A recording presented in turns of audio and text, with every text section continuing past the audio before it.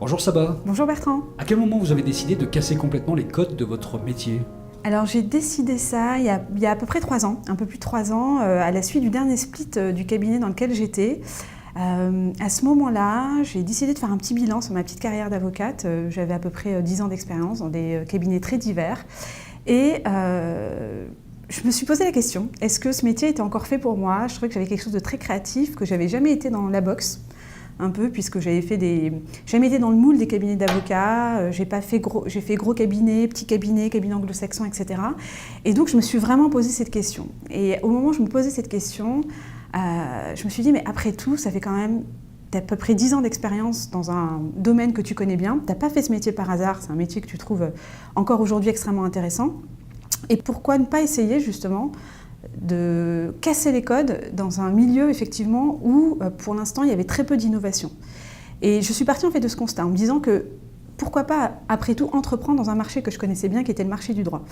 Et alors le point de départ ça a été un vide d'ailleurs parce qu'à ce moment-là j'ai décidé de me lancer à un moment où je m'y attendais pas en fait puisque le dernier cabinet dans lequel j'étais avait splitté. J'avais pas du tout développé ma clientèle et donc j'ai vraiment sauté dans le vide sans avoir développé effectivement ma clientèle, ce qui est quand même très rare puisqu'en général on se lance quand on a commencé à développer ses clients. Je pense que je pouvais pas entreprendre sans avoir cette volonté de changer les règles.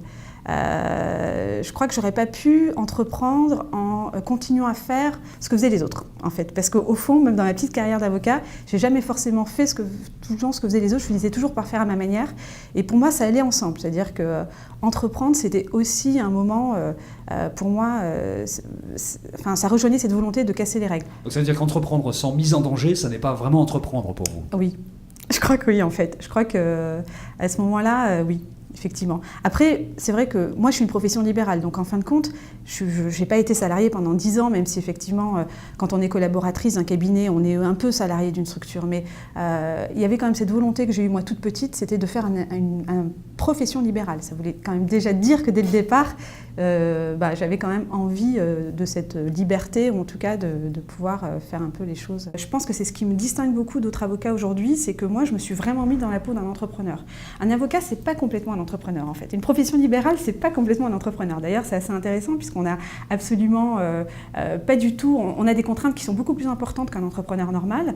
On est aujourd'hui, nous soumis à une déontologie, on est une profession réglementée, on n'entreprend pas de la même manière. Ceci dit, moi, j'avais vraiment ça en moi. C'est-à-dire que moi, je ne sais pas faire la différence aujourd'hui.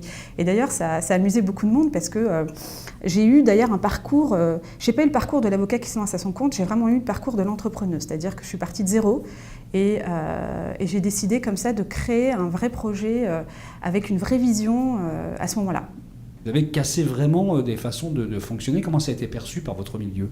Alors moi c'est assez intéressant parce que effectivement dans tous les métiers de prestation de service et je pense particulièrement dans le métier d'avocat, je pense que l'innovation se fera évidemment sur la manière dont on va rendre le service.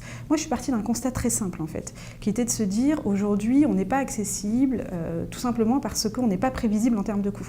Donc, beaucoup de gens viennent plus nous voir parce qu'à la fin, ils ne savent pas combien on coûte. Et moi, je me suis dit à ce moment-là, il faut que ça change. Parce qu'au fond, c'était pour moi un des plus gros obstacles et on va dire un des plus gros, des choses très récurrentes qu'on entend sur notre métier. Et donc, j'ai dit, pourquoi pas faire un coût fixe, en fait. C'était pas forcément l'idée de faire un forfait, mais vraiment de partir du principe du coût fixe. C'est-à-dire qu'aujourd'hui, quand vous irez voir votre avocat, vous aurez un coût qui serait fixé à l'avance sur des prestations. Alors ça a l'air assez simple en fin de compte, mais c'est vrai que ça demandait du coup de revoir l'ensemble de son modèle économique.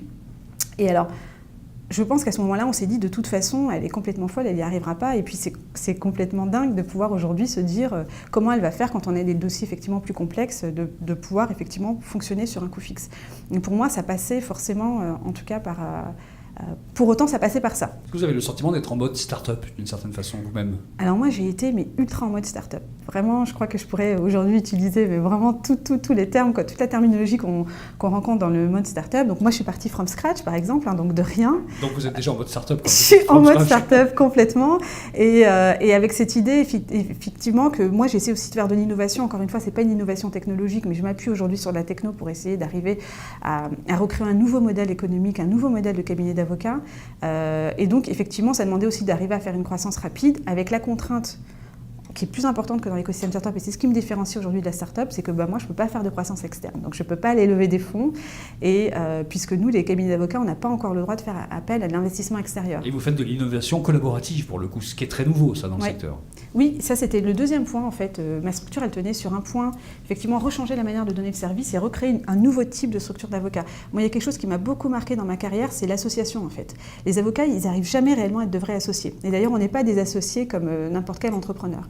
Et donc, je me suis dit qu'il fallait repenser le modèle et que certainement, quand on était une profession libérale, on avait quand même toujours cette volonté de rester indépendant. Et ça, c'est quelque chose qui est très, très symptomatique dans mon métier.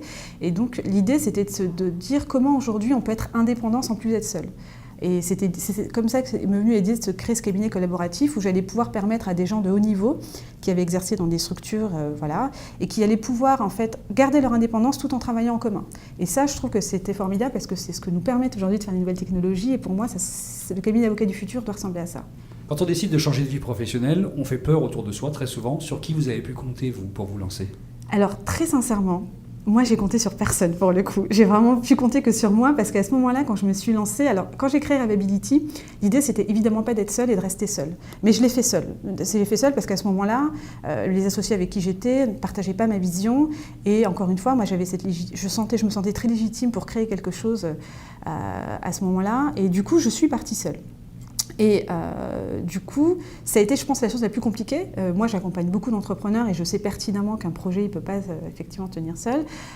Et je crois que ça a été effectivement peut-être la chose la plus audacieuse que j'ai fait, c'est à ce moment-là de pouvoir compter sur personne, en fin de compte. Est-ce que vous avez noté des difficultés particulières ou des freins particuliers qui sont propres aux femmes ? Alors, c'est hyper intéressant parce qu'effectivement, je me suis souvent posé la question. Et moi, je me suis, encore une fois, jamais posé la question de ma légitimité en tant que femme pour être entrepreneuse. Et ça, c'est quelque chose vraiment c'est d'ailleurs quelque chose que j'ai envie de dire, parce que c'est important aujourd'hui de le dire. Mais moi, c'était quelque chose de naturel. Je ne me suis pas posé la question, je ne me suis pas dit qu'en tant que femme, j'aurais plus de freins que d'autres. Ça, c'est sûr. Après, quand j'ai commencé effectivement à lancer ma structure, je n'avais pas de réseau, donc je me suis créé un réseau et je suis arrivée naturellement dans un écosystème d'entrepreneuriat féminin dans lequel je me sentais, moi, très à l'aise. Et à ce moment-là, effectivement, je me suis rendu compte qu'on avait quand même pas mal de points en commun. C'est-à-dire que quand on est une femme, on ne se rend pas de la même manière. Et ça, je trouve que c'est pas dérangeant, en fait. Je trouve que c'est pas dérangeant de dire qu'on est différent. Et je trouve, au contraire, qu'aujourd'hui, le leadership féminin va avoir vocation à exploser demain, puisque si on prend les qualités d'une femme entrepreneuse, qui, à mon avis, sont souvent quand même l'écoute, l'ouverture, la créativité, parce que je vois de plus en plus de femmes en fait qui cassent les codes. En fait, elles ont quand même cette particularité des femmes d'être assez courageuses et audacieuses dans ce type pour casser les codes. Et je trouve que ça, c'est un peu toutes les qualités qu'on a aujourd'hui dans ce nouveau monde qu'on invente aujourd'hui. Et donc voilà. Donc moi, je crois beaucoup aussi au leadership féminin. Oui, on entreprend un peu différemment quand on est une femme, mais pour autant, voilà, moi, je ne me suis pas posé de questions, en tout cas au moment où j'entreprenais. Qu'est-ce que vous avez découvert de vous depuis que vous avez lancé cette aventure ? Plein de choses. Alors moi, j'ai découvert un truc assez intéressant, c'est qu'en fait, j'étais une créative. Alors ça, c'est ça. Vous ne le saviez pas, ça ? Non, je ne crois pas, parce qu'au fond... Après des années de droit, finalement... C'est ça, exactement. On se dit, comment un parcours d'avocat où on a l'impression, effectivement... alors qu'au fond, où on a l'impression que c'est un métier où vous devez être dans les cadres, qu'il faut respecter des règles, etc. Donc, moi, je me suis rendu compte qu'au fond, c'était certainement pour ça, d'ailleurs, que je n'étais jamais arrivée à m'intégrer dans une structure, c'est que j'étais une vraie créative. Et ça, je l'ai découvert assez tard, en fait. Et j'ai surtout découvert que la créativité, ce n'était pas quelque chose d'artistique. Pour moi, la créativité, ça venait avec un talent artistique. Et l'entrepreneuriat m'a fait découvrir ça. C'est-à-dire que je pense que les entrepreneurs sont aussi des grands créatifs. Donc ça fait partie, effectivement, des choses que j'ai découvertes. La deuxième chose, je pense réellement, que j'ai trouvé assez intéressante, c'était mon rapport à la compétitivité, en fait. J'ai appris ça. J'ai appris effectivement effectivement, moi je suis arrivée une des premières un peu en parlant d'innovation et dans le droit. J'ai été beaucoup sondée, donc il y avait ce rapport un peu à la compétitivité que j'ai un peu découvert et essayé d'apprivoiser.